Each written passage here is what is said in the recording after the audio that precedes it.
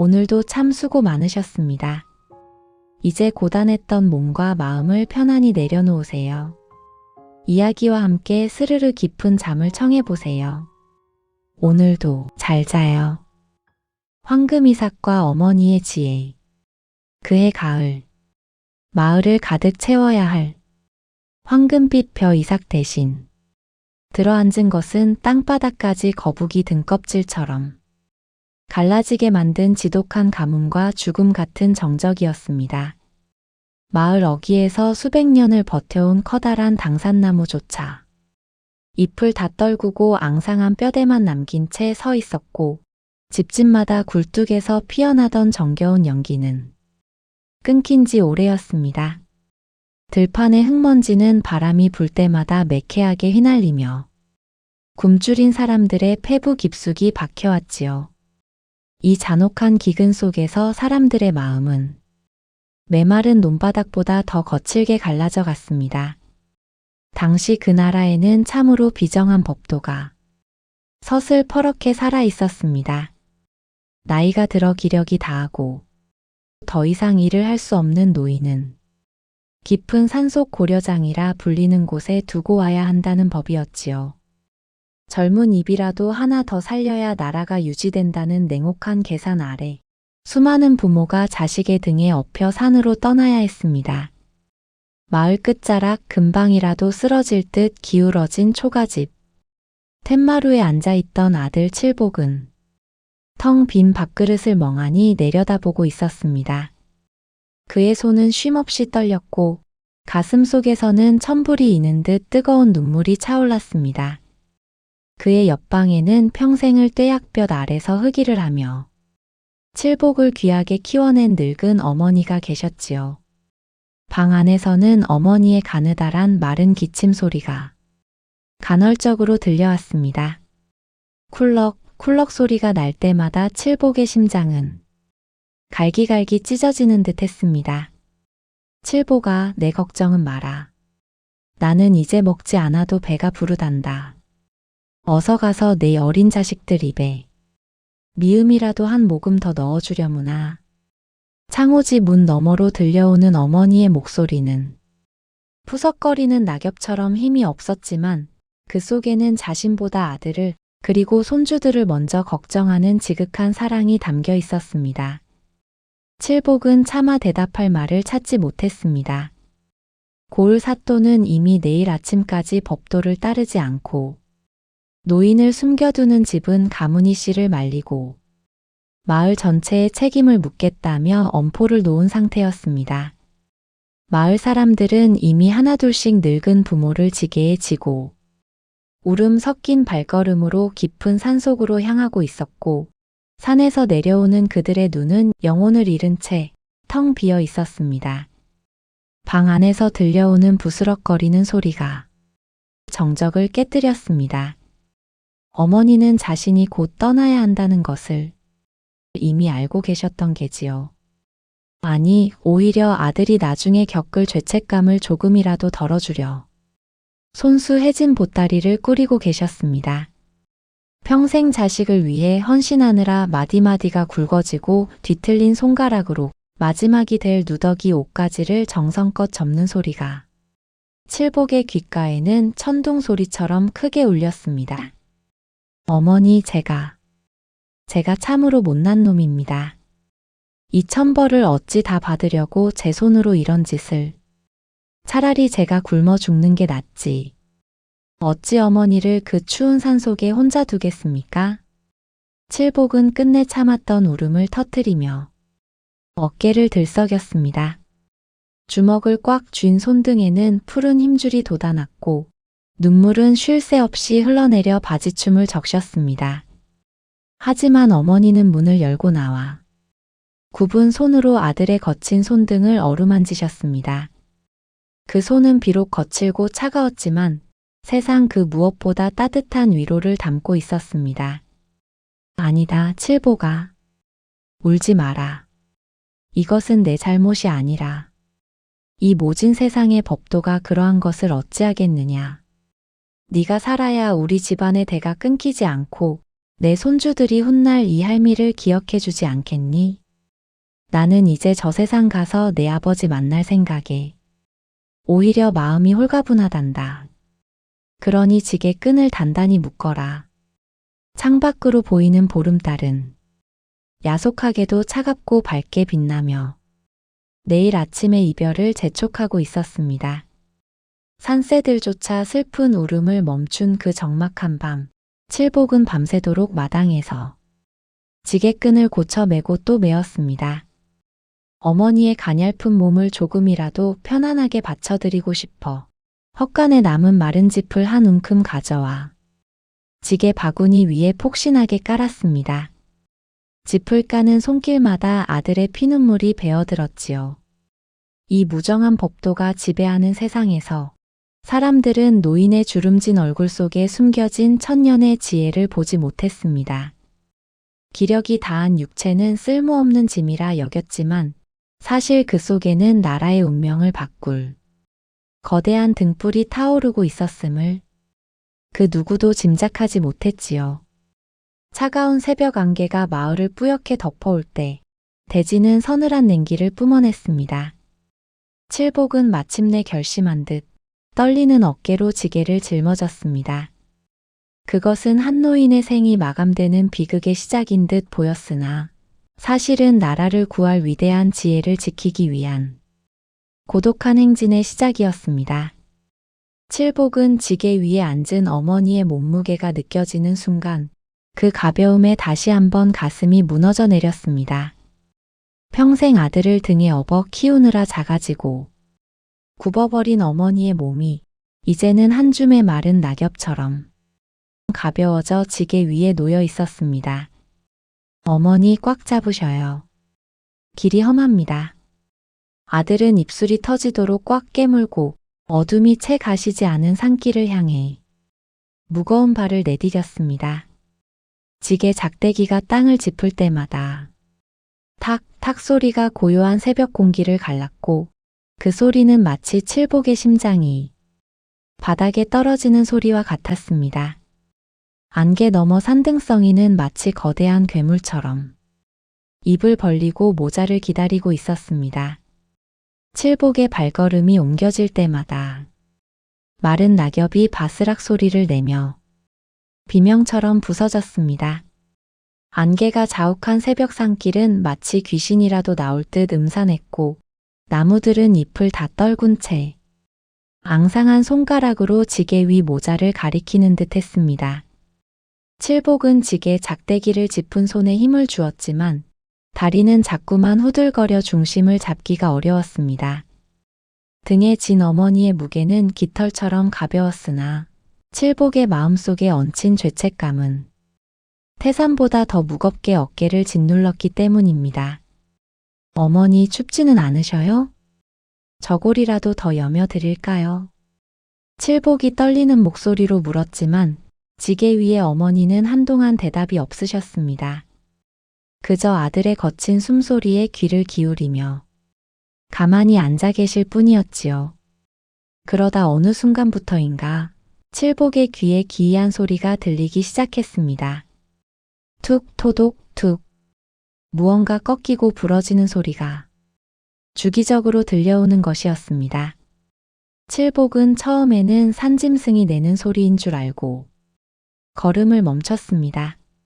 하지만 소리의 근원은 바로 자신의 등 뒤, 어머니의 손끝에서 나오고 있었습니다. 칠복이 슬쩍 뒤를 돌아보니 어머니는 지게 위에서 힘겹게 손을 뻗어 길가에 늘어진 소나무 가지와 마른 나뭇가지들을 하나씩 꺾어 바닥에 떨어뜨리고 계셨습니다. 어머니, 지금 무얼 하시는 겁니까? 가만히 계셔요. 기운도 없으신 분이 왜 자꾸 나무를 꺾으셔요? 칠복의 타박에도 어머니는 그저 빙그레 웃으시며 굽은 손을 멈추지 않으셨습니다. 한참을 더 올라가 산의 8분 흥선쯤 다다랐을 때 어머니는 갈라진 목소리로 나직하게 입을 여셨습니다. 칠복아, 내 걱정은 마라. 네가 나를 두고 내려갈 때 산이 너무 깊어 길을 잃을까봐 그런단다. 내가 꺾어놓은 이 나뭇가지들을 보고 따라 내려가면 집까지 무사히 갈 수 있을 게야. 밤이 깊으면 길 찾기가 더 힘드니 이 애미가 미리 길을 닦아두는 것이란다. 그 말을 듣는 순간 칠복의 가슴 속에서는 무언가 툭 하고 끊어지는 소리가 났습니다. 아들은 자신을 죽음의 문턱으로 밀어넣으려 산을 오르고 있는데 어머니는 그 죽음의 자리에서도 오직 아들이 돌아갈 길만을 걱정하고 계셨던 것입니다. 자식을 향한 어머니의 사랑은 죽음조차 뛰어넘는 깊고 푸른 바다와 같았습니다.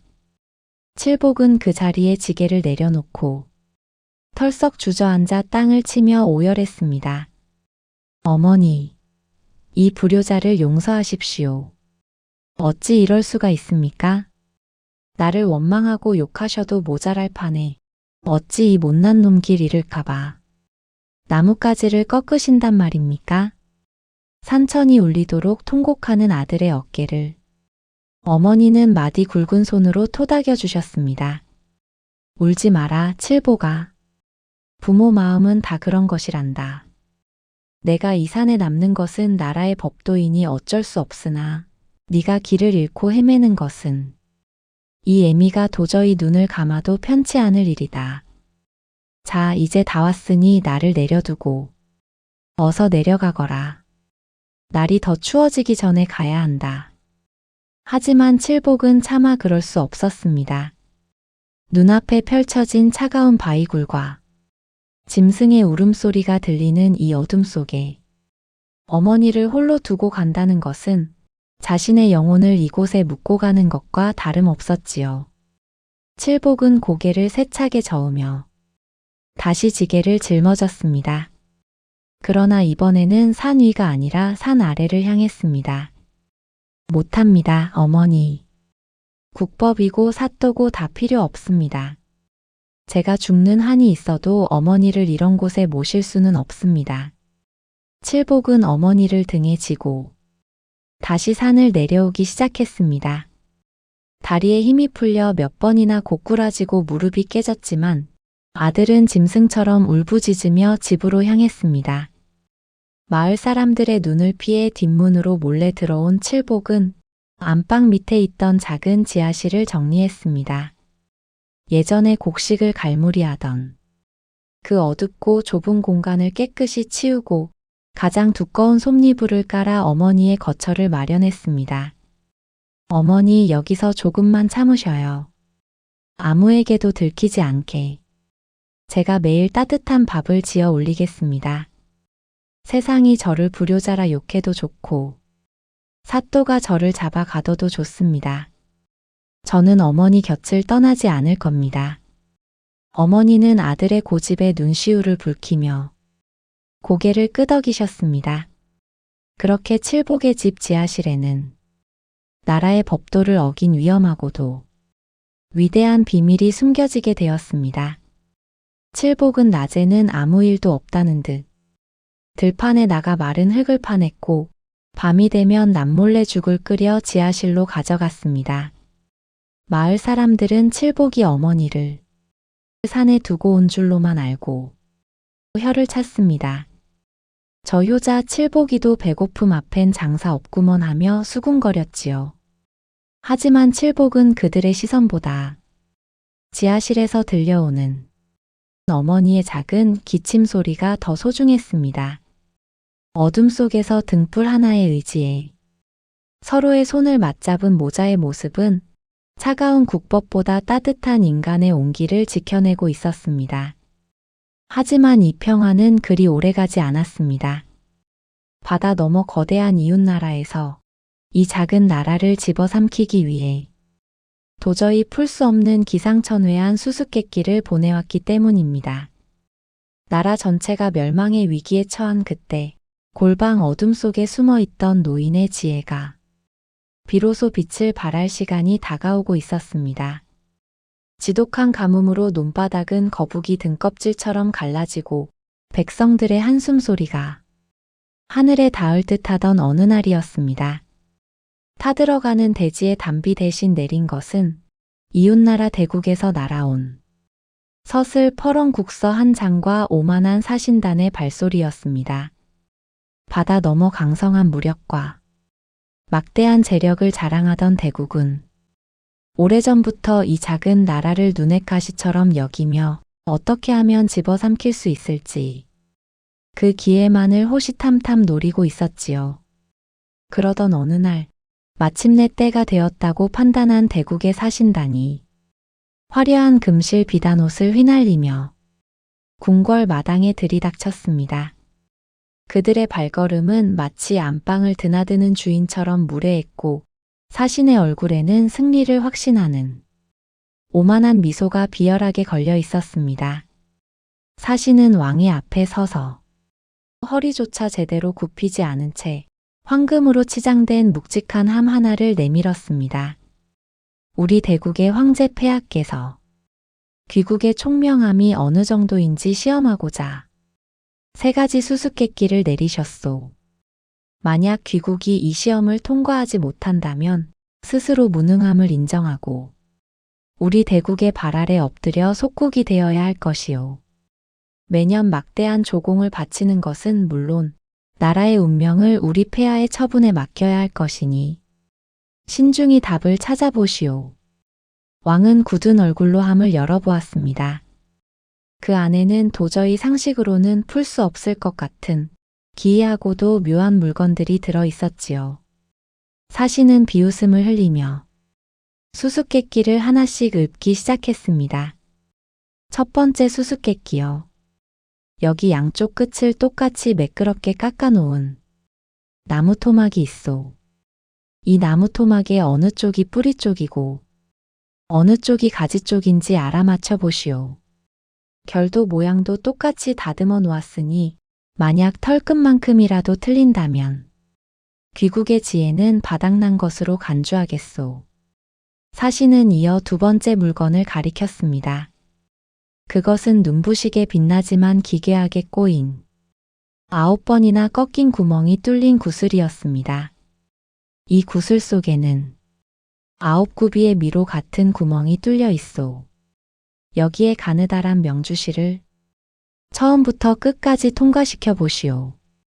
구멍이 너무 좁고 복잡해 그 어떤 바늘도 들어가지 않을 것이니 귀국의 박사들이 머리를 맞대고 제주껏 실을 꿰어보란 말이오. 마지막 3번째로 사신은 궁궐 마당에 똑같이 생긴 암말 2마리를 데려다 놓으며 쐐기를 박았습니다. 이 2마리 말 중에서 어느 쪽이 어미 말이고 어느 쪽이 새끼 말인지 가려내 보시오. 생김새와 크기, 심지어 털빛의 윤기까지 쌍둥이처럼 똑같으니 사람의 눈으로는 도저히 구별할 수 없을 것이오. 자, 기아는 사흘이오. 그 안에 답을 내놓지 못한다면 이 나라는 우리 대국의 것이 될 것이오. 사신단이 위세를 떨치며 머무를 숙소로 떠난 뒤 평화롭던 궁궐은 발칵 뒤집혔습니다. 왕은 즉시 전국에 내로라 하는 박사들과 젊고 영리한 관리들을 한자리에 모두 불러 모았습니다.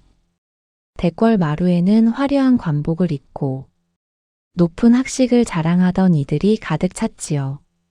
하지만 그들은 나무 토막을 손에 쥐고 이리저리 돌려보며 땀만 뻘뻘 흘릴 뿐이었고 9굽이 구슬 구멍을 들여다보다 눈이 충혈되기 일쑤였습니다.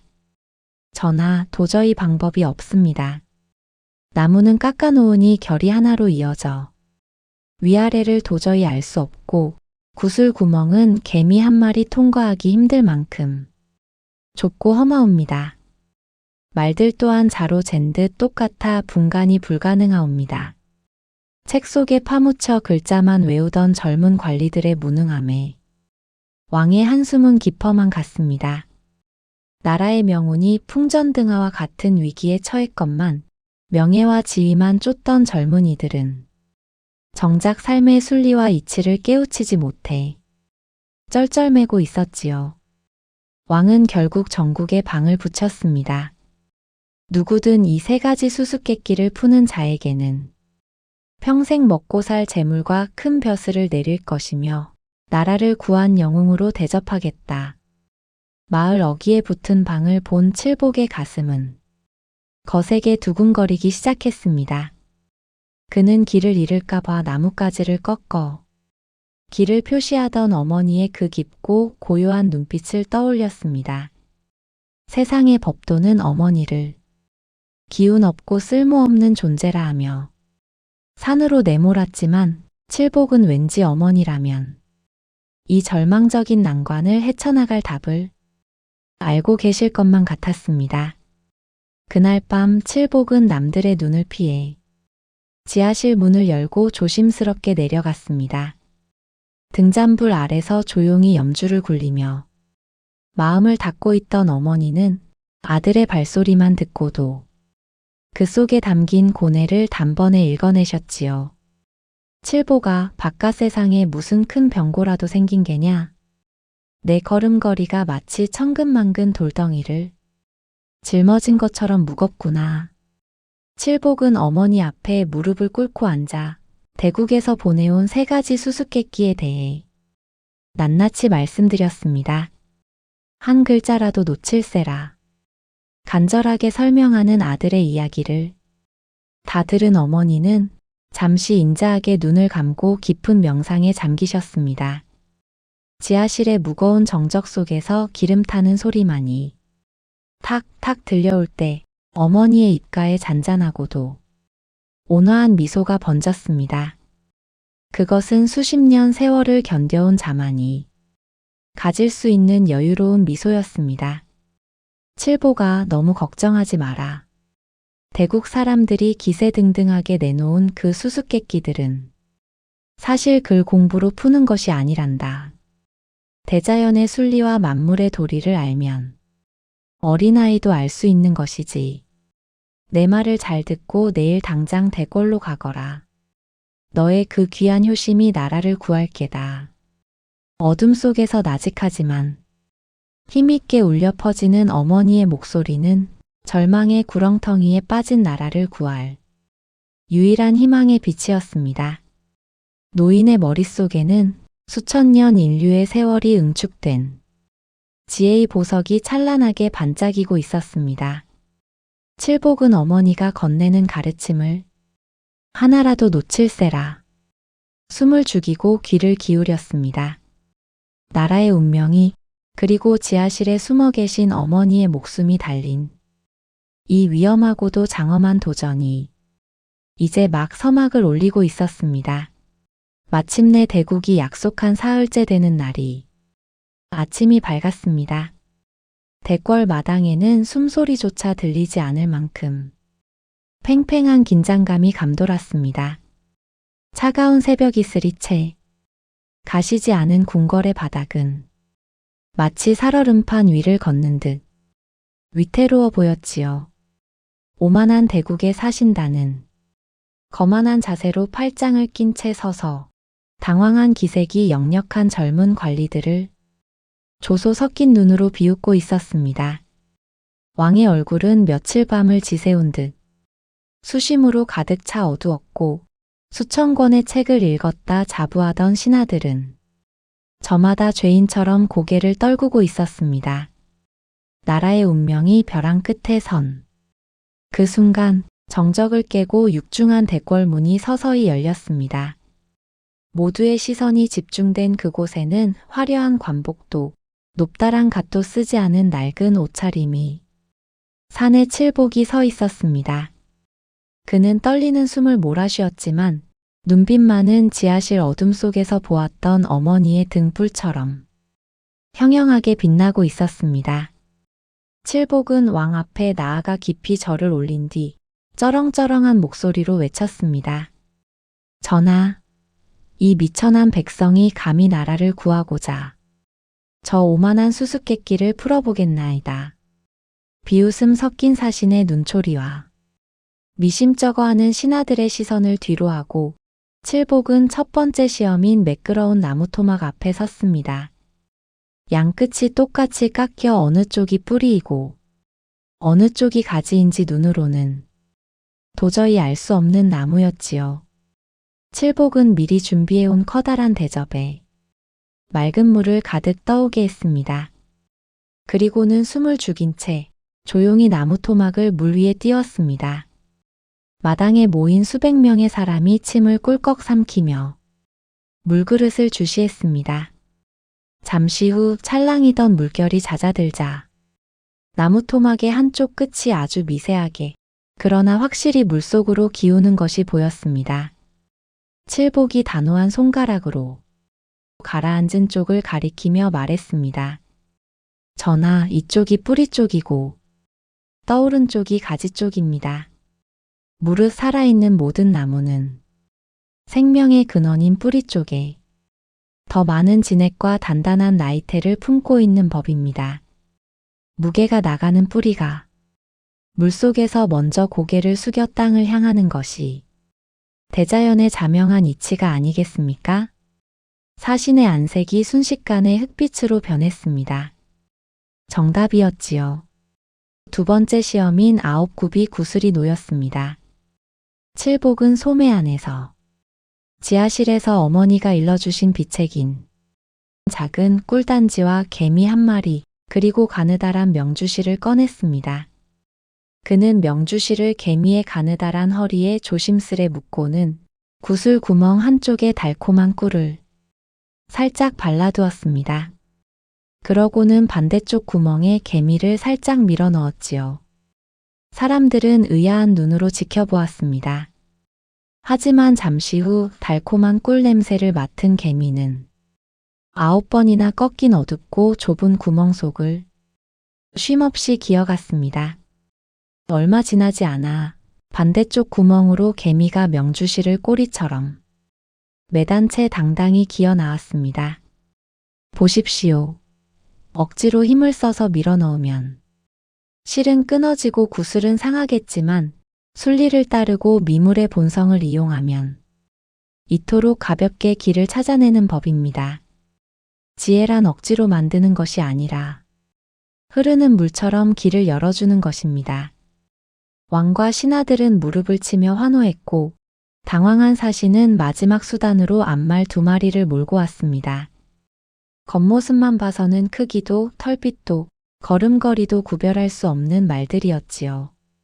칠복은 그들 앞에 신선한 여물을 한가득 쌓아두었습니다. 그러자 놀라운 광경이 펼쳐졌습니다. 배가 고픈 말 한 마리가 먹이를 먹으려다 말고 옆에 있는 다른 말에게 여물을 양보하며 머리로 슬쩍 밀어주는 것이 아니겠습니까? 칠복이 감정에 북받친 목소리로 크게 외쳤습니다.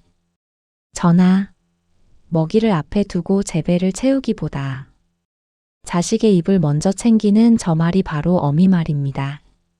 세상의 모든 어미는 굶주림의 고통 속에서도 자식을 위해 기꺼이 자신의 목숨과 몫을 내어주는 법이니 이것이야말로 천지신명이 정하신 변치 않는 도리이자 사랑의 증거입니다. 사신은 더 이상 할 말을 잃고 바닥에 엎드려 제나라 황제의 국서를 회수했습니다. 작은 나라라 얕보았으나 이토록 깊은 삶의 통찰이 숨어있을 줄은 꿈에도 몰랐소. 우리 대국이 패배를 인정하고 물러가겠소. 사신단이 도망치듯 물러가자 대궐은 떠나갈 듯한 환호성으로 가득 찼습니다. 왕은 벅찬 가슴을 안고 칠복을 가까이 불러 물었습니다. 장하다, 참으로 장하도다. 너의 그 비범한 지혜는 대체 어느 책에서 나온 것이냐? 전국의 학자들이 풀지 못한 답을 너는 어찌 그리 명쾌하게 알았단 말이냐? 칠복은 대답 대신 바닥에 엎드려 뜨거운 눈물을 쏟아냈습니다. 그의 눈물은 켜켜이 쌓인 슬픔과 감격이 섞여 멈추지 않았습니다. 전하, 소인에게는 그런 지혜가 추호도 없사옵니다. 이 모든 답은 나라의 법도에 따라 산에 버려졌어야 할 그러나 차마 천륜을 어길 수 없어 지하실 어둠 속에 숨겨 모신 제 늙은 어머니께서 가르쳐 주신 것입니다. 순식간에 대궐 마당에 찬물이 끼얹어진 듯 무거운 정적이 흘렀습니다. 칠복은 울먹이며 말을 이어갔습니다. 우리는 노인들이 기운이 없고 쓸모없다 하여 산으로 내몰았지만 정작 나라가 멸망할 위기에서 우리를 구한 것은 그분들이 평생을 살며 뼈마디에 새겨온 삶의 결실이었습니다. 전하, 제발 제 어머니를 살려주십시오. 그리고 이 땅의 모든 어머니를 다시 따뜻한 집으로 모시게 해주십시오. 왕은 큰 충격에 빠진 듯 한참 동안 말을 잇지 못했습니다. 젊은 관리들의 지식은 화려한 비단옷 같았으나 생명의 무게를 담지 못했고 자신은 법도라는 이름 아래 나라의 가장 큰 보물이자 등불인 경험의 지혜를 제 손으로 내다 버리고 있었음을 깨달은 것입니다. 왕의 눈에서도 참회의 눈물이 뚝 떨어져 바닥을 적셨습니다. 내가 참으로 큰 죄를 지었구나. 나라를 지키는 것은 날카로운 칼과 단단한 방패만이 아니라 바로 부모를 공경하는 그 지극한 마음과 오랜 세월이 빚어낸 숭고한 지혜였거늘. 어두컴컴한 지하실, 작은 등잔불 밑에서 나직하게 피어난 노인의 한마디가 마침내 차디차게 굳어있던 나라의 국법을 무너뜨리고 온 나라를 따스한 인륜의 빛으로 비추기 시작했습니다. 그것은 단순히 문제를 푼 것이 아니라 잊혀졌던 인간의 도리를 다시 세운 위대한 승리의 순간이었습니다. 대궐 마당을 무겁게 짓누르던 팽팽한 긴장감은 어느덧 봄눈 녹듯 사라졌습니다. 하지만 그 자리에 새로이 내려앉은 것은 왕의 깊은 참회와 수천 명 신하들의 부끄러운 침묵이었습니다. 칠복의 고백은 날카로운 화살이 되어 오만한 권력의 양심을 찔렀고 그가 흘린 눈물은 차디찬 서리처럼 얼어붙어 있던 국법을 녹여내렸습니다. 왕은 떨리는 손으로 황금빛 어좌의 손잡이를 움켜쥐었습니다. 잠시 후 왕은 무거운 몸을 천천히 일으켜 세웠습니다. 그의 눈동자에는 이미 뜨거운 눈물이 고여 있었고 목소리는 궁궐의 높은 담장을 넘어 온 나라 백성들의 가슴 속으로 깊은 울림을 머금은 채 퍼져나갔습니다. 들으라. 짐이 그동안 나라를 살린다는 명목 아래 정작 나라의 뿌리인 부모를 사냐에 내팽개치는 만행을 저질렀도다. 젊음은 비록 힘이 있으나 세월이 빚어낸 깊은 지혜를 따르지 못하고 지식은 비록 화려하나 삶의 고귀한 이치를 깨닫지 못했음을 오늘에야 비로소 통절히 깨달았노라. 뿌리 없는 나무가 어찌 꽃을 피우며 부모 없는 자식이 어찌 이 땅에 서 있을 수 있겠느냐. 왕은 그 자리에서 즉시 두루마리를 펼치고 어명을 내렸습니다. 지금 이 순간부터 늙고 병든 부모를 산에 버리라는 비정한 법도를 영원히 폐지하노라. 또한 아직 산속에 홀로 남겨진 노인들이 있다면 단 한 분도 빠짐없이 찾아내어 정중히 가마에 모셔오라. 오늘부터 나라는 노인을 공경하는 것을 제일의 덕목으로 삼을 것이며 자식들이 부모를 모심에 부족함이 없도록 나라의 창고를 열어 곡식과 비단을 아낌없이 지원하라. 그 소식은 바람을 타고 순식간에 온 나라로 퍼져나갔습니다. 칠복은 왕이 내어준 비단 가마를 마다하고 한달음에 자신의 초가집으로 달려갔습니다. 집 뒷마당 아무도 보지 못하게 가려두었던 어둡고 좁은 지하실 문 앞에 선 칠복의 손이 가느다랗게 떨렸습니다. 어머니, 소자 왔습니다. 이제 문을 여셔도 됩니다. 지하실 문이 활짝 열리고 눈부신 햇살이 쏟아져 들어갔습니다. 평생을 흙과 함께 살다 마지막은 어둠 속에 갇혀 지내야 했던 어머니는 갑자기 들이친 광명에 가늘게 눈을 뜨며 아들을 바라보셨지요. 칠복은 어머니의 마디 굵은 무릎 앞에 엎드려 아이처럼 서럽게 울먹였습니다. 어머니, 이제 더 이상 어둠 속에 숨어 지내지 않으셔도 됩니다. 전하께서 잘못된 법도를 없애셨습니다. 어머니가 가르쳐 주신 그 지혜가 소자를 살리고 이 나라를 구하셨습니다. 어머니는 눈부신 햇살 아래로 천천히, 아주 천천히 걸어 나오셨습니다. 평생 자식을 업어 키우느라 굽어버린 허리, 거친 세월을 견뎌온 주름진 얼굴, 그리고 아들의 길을 표시하려 나뭇가지를 꺾느라 상처난 손마디는 그동안 숨겨야 했던 부끄러움이 아니었습니다. 그것은 나라를 구한 그 어떤 훈장보다 고귀하고 찬란하게 빛나고 있었습니다. 마을 사람들은 길가에 구름처럼 모여들어 어머니 앞에 고개를 숙였습니다. 자신들이 모질게 버렸던 부모들의 얼굴을 떠올리며 가슴을 치며 통곡하는 이도 있었고, 이제라도 늦지 않았다며 부모님을 찾아 산으로 미친 듯이 달려가는 이들도 있었습니다. 그날의 마을은 울음바다인 동시에 기쁨의 잔칫날이었습니다. 그날 이후 나라에는 놀라운 변화가 일어났습니다. 젊은 관리들은 더 이상 어려운 일이 생겼을 때 골방에 박혀 책장만 넘기지 않았습니다. 그들은 마을 어기 커다란 정자나무 아래 앉아 계신 노인들을 찾아가 정중히 길을 물었습니다. 어르신, 가뭄이 길어질 때 물길을 어찌 돌려야 하겠습니까? 어르신, 사람들의 흩어진 마음을 어찌하면 하나로 모을 수 있겠습니까? 그러면 노인들은 인자한 미소를 지으며 수십 년 농사를 지으며 터득한 구름의 흐름을 읽는 법과 사람의 뒤틀린 속마음을 어루만지는 법을 조곤조곤 일러주었습니다. 젊은이들의 팔뚝 힘이 하지 못한 일을 노인들의 따뜻한 말 한마디가 해내기 시작했고, 나라는 이전보다 훨씬 더 단단하고 평온한 황금기를 맞이했습니다. 세월은 유수와 같이 흘러 칠복의 어머니도 천수를 다하고 조용히 눈을 감으셨습니다. 어머니가 소풍을 끝내고 떠나시는 날, 마을의 모든 사람이 흰 소복을 입고 수십 리 길을 따라가며 애도했습니다.